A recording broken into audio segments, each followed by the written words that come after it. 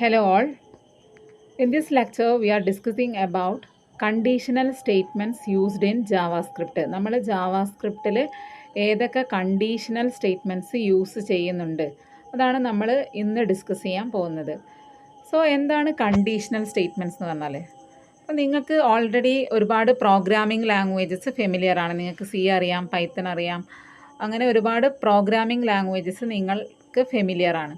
അപ്പോൾ ഈ പ്രോഗ്രാമിംഗ് ലാംഗ്വേജസിൻ്റെയൊക്കെ നോർമൽ ഫ്ലോ ഓഫ് എക്സിക്യൂഷൻ എന്ന് പറയുന്നത് സീക്വൻഷ്യൽ ഫ്ലോ ആയിരിക്കും അല്ലേ? ഫസ്റ്റ് സ്റ്റേറ്റ്മെൻറ്റ് 1 എക്സിക്യൂട്ട് ചെയ്യും, ദെൻ സ്റ്റേറ്റ്മെൻറ്റ് 2 എക്സിക്യൂട്ട് ചെയ്യും, ദെൻ സ്റ്റേറ്റ്മെൻറ്റ് 3 എറ്റ്സെട്ര, അങ്ങനെ സ്റ്റേറ്റ്മെൻറ്റ് n വരെ എക്സിക്യൂട്ട് ചെയ്യും. അതാണ് normal flow of execution of a program എന്ന് പറയുന്നത്. സപ്പോസ് നമുക്ക് എന്തെങ്കിലും ഒരു ഡിസിഷൻ എടുത്തിട്ട് എന്തെങ്കിലും ഒരു കണ്ടീഷനെ ബേസ് ചെയ്തിട്ട് ആ നോർമൽ ഫ്ലോ നമുക്ക് ചേഞ്ച് ചെയ്യണം. സോ ആ ഒരു കേസിലാണ് നമ്മൾ മെയിനായിട്ട് കണ്ടീഷണൽ സ്റ്റേറ്റ്മെൻറ്റ്സ് യൂസ് ചെയ്യുന്നത്. സോ ജാവാസ്ക്രിപ്റ്റിൽ നമുക്ക് കോമൺലി യൂസ് ചെയ്യുന്ന കണ്ടീഷണൽ സ്റ്റേറ്റ്മെൻറ്റ്സ് ഏതൊക്കെയാണെന്ന് നോക്കാം. First statement is if statement. അപ്പം നമുക്ക് സിംപ്ലി ഒരു കണ്ടീഷൻ കൊടുക്കണം. ആ കണ്ടീഷൻ ട്രൂ ആണെങ്കിൽ നമുക്ക് something we want to execute. അപ്പോൾ ആ ഒരു കേസിലാണ് നമ്മൾ ഇഫ് സ്റ്റേറ്റ്മെൻറ്റ് യൂസ് ചെയ്യുന്നത്. സോ നമ്മളവിടെ if the condition is false, condition false ആണെങ്കിൽ നമ്മൾ എന്താണ് ചെയ്യേണ്ടത് എന്ന് നമ്മൾ സ്പെസിഫൈ ചെയ്യുന്നില്ല. അതാണ് സിമ്പിളായിട്ടുള്ള ഇഫ് സ്റ്റേറ്റ്മെൻറ്റ് എന്ന് പറയുന്നത്. അപ്പോൾ നിങ്ങൾക്ക് ഇവിടെ നോക്കിയാൽ അറിയാം, ഇഫ് നമ്മൾ വിത്തിൻ ബ്രാക്കറ്റ് കണ്ടീഷൻ കൊടുക്കും. ആ കണ്ടീഷൻ എന്ന് പറയുന്നത് നമുക്കൊരു ഏതെങ്കിലും ഒരു കണ്ടീഷണൽ ഓപ്പറേറ്റേഴ്സ് യൂസ് ചെയ്തിട്ടാണ്, കമ്പാരിസൺ ഓപ്പറേറ്റേഴ്സ് യൂസ് ചെയ്തിട്ടാണ് നമ്മൾ എന്ത് ചെയ്യുന്നത്, കണ്ടീഷൻ ചെക്ക് ചെയ്യുന്നത്. Less than, greater than or equal to അത് യൂസ് ചെയ്തിട്ടാണ് നമ്മൾ കണ്ടീഷൻ സെറ്റ് ചെയ്യുന്നത്. അപ്പോൾ ആ കണ്ടീഷൻ്റെ വാല്യൂ നമുക്ക് കണ്ടീഷൻ കൊടുത്തു കഴിഞ്ഞാൽ നമുക്കറിയാം ഒരു ബൂളിയൻ വാല്യൂ ആയിരിക്കും. സോ നമുക്കത് ട്രൂ ആണെങ്കിൽ ഈ ഒരു ബ്ലോക്ക് എക്സിക്യൂട്ട് ചെയ്യും. സപ്പോസ് അത് ഫോൾസ് ആണെങ്കിൽ ഈ ബ്രാക്കറ്റ് ക്ലോസ് ചെയ്തതിന് ശേഷം ഫസ്റ്റ് വരുന്ന സ്റ്റേറ്റ്മെൻറ്റ് ഏതാണോ ആ സ്റ്റേറ്റ്മെൻ്റ് ആയിരിക്കും എക്സിക്യൂട്ട് ചെയ്യാം. ഓക്കെ, അതാണ് സിമ്പിൾ ഇഫ് സ്റ്റേറ്റ്മെൻറ്റ് എന്ന് പറയുന്നത്. അപ്പോൾ നിങ്ങൾ ഇതിന് എക്സാമ്പിൾ റൈറ്റ് ചെയ്യുമ്പോൾ ജാവാസ്ക്രിപ്റ്റിൻ്റെ സിൻടാക്സ് വരുന്ന എക്സാമ്പിൾസ് വേണം റൈറ്റ് ചെയ്യാൻ. ഓക്കെ, അപ്പോൾ ഞാൻ കാണിക്കാം. ഇഫ് നമ്മൾ ബ്രാക്കറ്റിൽ ഒരു കണ്ടീഷൻ കൊടുത്തു, ഇഫ് എക്സ് ഗ്രേറ്റർ ദാൻ 5, ഇതേപോലെ ഒരു കണ്ടീഷൻ കൊടുത്തു. അപ്പോൾ കണ്ടീഷൻ കൊടുത്തിട്ടുണ്ടെങ്കിൽ നമുക്ക് ജാവാസ്ക്രിപ്റ്റിൽ എന്തെങ്കിലും പ്രിൻറ്റ് ചെയ്യണമെങ്കിൽ നമുക്കറിയാം അലേർട്ട് യൂസ് ചെയ്യാം, അല്ലെങ്കിൽ ഡോക്യുമെൻറ്റ് ഡോട്ട് റൈറ്റ് യൂസ് ചെയ്യാം. സോ നമ്മളിപ്പോൾ കഴിഞ്ഞ എക്സാമ്പിൾസിലൊക്കെ കണ്ടത് അലേർട്ടാണ്. സോ നമുക്ക് അലേർട്ട് എന്ന് പറഞ്ഞിട്ട് എന്തെങ്കിലും ഡിസ്പ്ലേ ചെയ്ത് കാണിക്കാം. അപ്പോൾ ഇതുപോലുള്ള എന്തെങ്കിലും ഒരു സിൻടാക്സ് യൂസ് ചെയ്തിട്ടായിരിക്കണം നമ്മൾ എന്ത് കാണിക്കേണ്ടത്, എക്സാമ്പിൾസ് കാണിക്കേണ്ടത്. ജാവാസ്ക്രിപ്റ്റിൽ യൂസ് ചെയ്ത സ്റ്റേറ്റ്മെൻറ്റ്സ് യൂസ് ചെയ്തിട്ടായിരിക്കണം നമ്മൾ എന്ത് ചെയ്യേണ്ടത്, എക്സാമ്പിൾസ് റൈറ്റ് ചെയ്യേണ്ടത്. Okay, so next conditional statement is if else statement. If else statement എന്ന് പറഞ്ഞാൽ നമ്മൾ കണ്ടീഷൻ കൊടുക്കും. If that condition is true then a block of code will be executed. Suppose the condition is false, then another false block will be executed. അപ്പോൾ നമ്മളവിടെ condition true ആണെങ്കിൽ എന്ത് ചെയ്യണം, അതേപോലെ കണ്ടീഷൻ ഫോൾസ് ആണെങ്കിൽ എന്ത് ചെയ്യണം, അങ്ങനെ രണ്ട് കേസും നമ്മൾ സ്പെസിഫിക് ആയിട്ട് അവിടെ സെറ്റ് ചെയ്തിട്ടുണ്ടായിരിക്കും.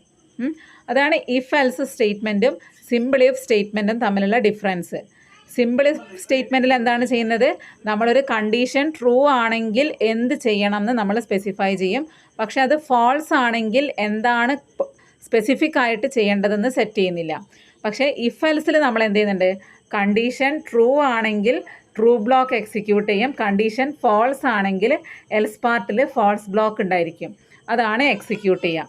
ഓക്കെ, ഇതാണ് ഇഫ് എൽസ് സ്റ്റേറ്റ്മെൻറ്റ് എന്ന് പറയുന്നത്. അപ്പോൾ ഇതിലും നമ്മൾ എക്സാമ്പിൾ റൈറ്റ് ചെയ്യുമ്പോൾ എന്ത് ചെയ്യണം, ജാവാസ്ക്രിപ്റ്റിൻ്റെ സിൻടാക്സ് വരുന്ന രീതിയിലുള്ള എക്സാമ്പിൾ റൈറ്റ് ചെയ്യണം. Okay, next is the else if statement. Else if statement is also known as if else if ladder. നമ്മൾ ഇഫ് എൽസ് ഇഫ് ലാഡറിനെയാണ് എൽസ് ഇഫ് സ്റ്റേറ്റ്മെൻറ്റ് എന്ന് ജാവാസ്ക്രിപ്റ്റിൽ പറയുന്നത്. അപ്പോൾ ഈ ഇഫ് എൽസ് ഇഫ് ലാഡർ നമ്മൾ എന്തിനാണ് യൂസ് ചെയ്യുന്നത്, നമുക്ക് മൾട്ടിവേ ഡിസിഷൻ മേക്കിങ്ങിനാണ് if else if ladder use ചെയ്യുന്നത്. അപ്പോൾ നമുക്ക് ഒന്നിൽ കൂടുതൽ കണ്ടീഷൻസ് ചെക്ക് ചെയ്യണം. ആ കേസിൽ നമുക്ക് ആദ്യം ഒരു കണ്ടീഷൻ 1 ഉണ്ട്. ആ കണ്ടീഷൻ ട്രൂ ആണെങ്കിൽ എന്ത് എക്സിക്യൂട്ട് ചെയ്യണമെന്ന് കൊടുക്കും. അങ്ങനെ ഒരുപാട് കണ്ടീഷൻസ് നോക്കിയിട്ട് നമ്മൾ ഏതെങ്കിലും ഒരു ബ്ലോക്ക് ഓഫ് കോഡ് എക്സിക്യൂട്ട് ചെയ്യുന്നതാണ് എന്ത് ഇഫ് എൽസ് ഇഫ് ലാഡർ എന്ന് പറയുന്നത്. അപ്പോൾ നമ്മൾ ഒരു എക്സാമ്പിൾ നോക്കാം. നമുക്കിപ്പോൾ എക്സ് എന്ന് പറയുന്ന ഒരു വേരിയബിൾ ഉണ്ട്.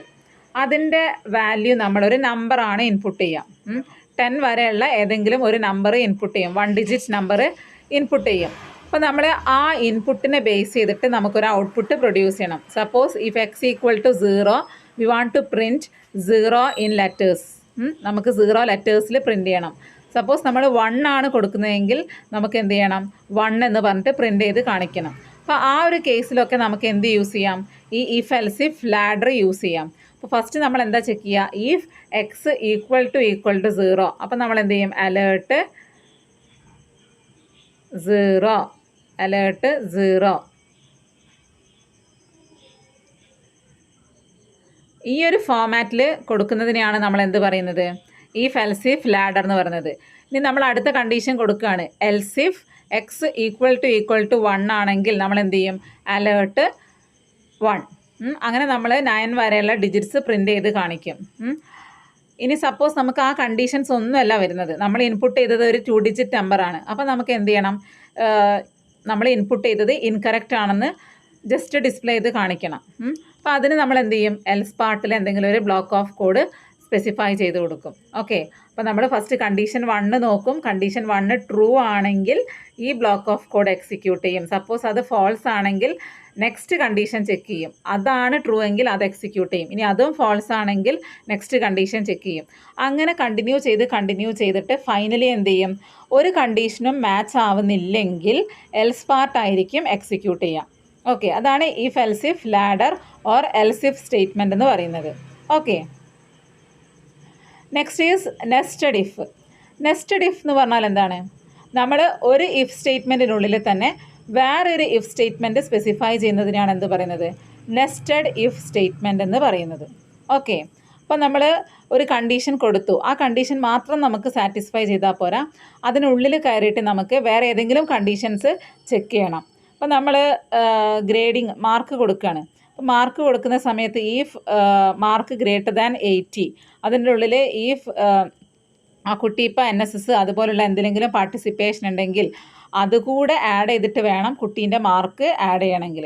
അപ്പോൾ അങ്ങനത്തെ കേസിലൊക്കെ നമുക്ക് എന്ത് യൂസ് ചെയ്യാം, നെസ്റ്റഡ് ഇഫ് യൂസ് ചെയ്യാം. അപ്പോൾ ഇഫ് കണ്ടീഷൻ 1 കൊടുത്തു, അത് ട്രൂ ആണെങ്കിൽ നമ്മളൊരു ബ്ലോക്കിൽ കയറി, ആ ബ്ലോക്കിൻ്റെ ഉള്ളിൽ നമ്മൾ എഗെയിൻ എന്ത് ചെയ്യാണ്, ഒരു ഇഫ് സ്റ്റേറ്റ്മെൻറ്റ് കൊടുക്കുകയാണ്. അതിനെയാണ് നമ്മൾ എന്ത് പറയുന്നത്, നെസ്റ്റഡ് ഇഫ് സ്റ്റേറ്റ്മെൻറ്റ് എന്ന് പറയുന്നത്. ഓക്കെ, അപ്പോൾ ഇതാണ് നെസ്റ്റഡ് ഇഫ് സ്റ്റേറ്റ്മെൻറ്റിൻ്റെ syntax. Next is the switch statement. Switch statement നമ്മൾ എന്തിനാണ് യൂസ് ചെയ്യുന്നത്, switch statement is also known as multiway decision making statement which is similar to if else if ladder. അല്ലേ, നമ്മൾ ഇഫ് എൽസ് ഇഫ് ലാഡറിൻ്റെ same working ആണ് ഇത് switch സ്റ്റേറ്റ്മെൻറ്റിനും വരുന്നത്. അപ്പോൾ നമ്മളിപ്പോൾ നേരത്തെ എക്സ് ഈക്വൽ ടു 0 എന്ന് പറഞ്ഞു കൊടുത്തു. അതിന് പകരം നമുക്ക് എന്ത് ചെയ്യാം, ഈ സ്വിച്ചിൽ എക്സ്പ്രഷന് പകരം നമുക്ക് എക്സ് എന്ന് ജസ്റ്റ് കൊടുത്താൽ മതി. ഈ എക്സിലുള്ള വാല്യൂ ഈ കേസിലുള്ള വാല്യൂസ് തമ്മിൽ കമ്പയർ ചെയ്ത് നോക്കും. ഓക്കെ, അപ്പോൾ ഈ കേസ് നമ്മളിവിടെ 0, 1, 2, 3 എന്ന് പറഞ്ഞിട്ട് വേണമെങ്കിൽ നമുക്ക് സെറ്റ് ചെയ്ത് കൊടുക്കാം. അപ്പോൾ അതിൽ എക്സ് ഈക്വൽ ടു 0 ആണെങ്കിൽ ഈ ബ്ലോക്ക് എക്സിക്യൂട്ട് ചെയ്യും. ദെൻ നമുക്ക് നെക്സ്റ്റ് പാർട്ടൊന്നും എക്സിക്യൂട്ട് ചെയ്യില്ല. ഇനിയിപ്പം എക്സ് ഈക്വൽ ടു 0 അല്ല, എക്സ് ഈക്വൽ ടു 1 ആണ്. അപ്പോൾ എന്ത് ചെയ്യും, കേസ് നെക്സ്റ്റ് കേസിലേക്ക് നോക്കും. ഇനി അതാണ് ട്രൂ എങ്കിൽ ഇത് എക്സിക്യൂട്ട് ചെയ്യും. സപ്പോസ് നമുക്ക് എക്സിന് കറസ്പോണ്ടിങ് ആയിട്ട് ഒരു വാല്യൂയും നമുക്കിതിലില്ലെങ്കിൽ എന്ത് എക്സിക്യൂട്ട് ചെയ്യും, ഡിഫോൾട്ട് ബ്ലോക്ക് ആയിരിക്കും എക്സിക്യൂട്ട് ചെയ്യുക. ഓക്കെ, ഒരു മാച്ച് നമുക്ക് ഫൈൻഡ് ഔട്ട് ചെയ്തിട്ടില്ലെങ്കിൽ ഏതാണ് എക്സിക്യൂട്ട് ചെയ്യുക, ഡിഫോൾട്ട് ബ്ലോക്ക് ആയിരിക്കും എക്സിക്യൂട്ട് ചെയ്യുക.